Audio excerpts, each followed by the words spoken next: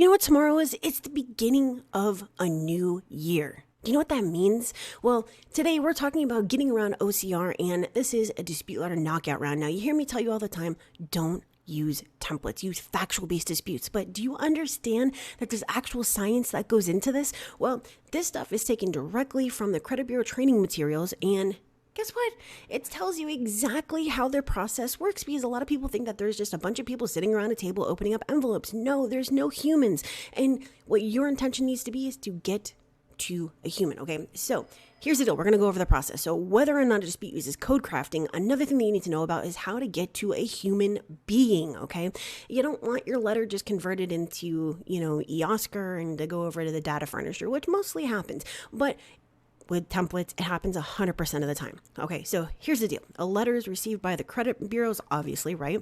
The letter opener machine takes the letter out of the envelope. There's no people sitting around opening envelopes, okay? A conveyor feeds the document into the scanner with the envelope. The scanner captures the image of the letter and the envelope. OCR technology is initiated to capture all the text of the letter, and obviously it's either going to be successful or unsuccessful, right? If it can extract all the text, the letter is compared to existing letters. Pause right there. What does this mean? It means that the bureaus have millions and millions and millions of letters in these massive databases, and they're comparing your letter to your past letters as well as to all the letters in their massive databases, and they're looking to see if the letter has been received before, and if it is, it's automatically verified. And so when you're sending letters that look like this, please verify and validate all of these accounts, every notation, balances, and whether reported or not. Please give me the, this and the third, unverified and verified and verified. If you're using the same stuff over and over and over again, what do you think is going to happen? Okay, so now if the letter is found to be a form letter or a template, the CRA can deem it frivolous, okay? If the text is unique enough, the disputes contained within the letter are then automatically captured by the computer and categorized in their internal system. After the capture of the disputed information is completed, the internal system will initiate an investigation via eOscar, okay? The dispute is then transferred to the data furnisher electronically, and the computers can read and interpret the letter. So, hello, if the OCR capture is successful, a human does not have to review the disputed letter, right?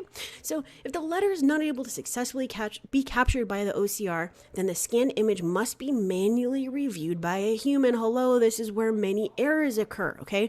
And you also need to look at the time factor. If the dispute process is automated via OCR and eOscar, it certainly helps them to conduct the investigation within the allowable 30 days, okay? Now, when you look at factual disputes, right, versus letters like this, you have to understand they're 100% unique, and they use the facts taken directly from the credit report and support your real-life argument. It's never the same argument repeatedly, and it's not deemed as frivolous because you're using new and relevant information every single time, okay? So I have other videos about getting around OCR, but the very first thing that you need to do is stop using templates, okay? If you want to learn how to do this the right way, head over to vault.my740.com. And if you want to see if a credit sweep is the right thing for you, head over to my740.com.